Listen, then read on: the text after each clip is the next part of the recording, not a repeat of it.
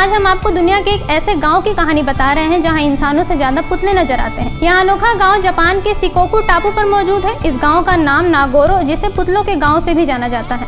यह पुतलों को लोकल भाषा में बिचोका कहा जाता है। इस गांव में अगर कोई गलती से भी घुस जाए तो पहली बार में ही डर जाएगा। इस गांव को देखकर लगेगा जैसे आप किसी दूसरे दुनिया में पहुंच गए हैं। यहाँ की गलियां, घरों और खेतों में आपको इंसान नहीं बल्कि पुतले ही नजर आएंगे। कई बार तो पर्यटक रात में देखकर इसको डर भी जाते हैं। आपको जानकर हैरानी होगी कि इस गांव में तकरीबन 30 लोग रहते हैं, जबकि बिचोका की संख्या कम से कम 300 होगी।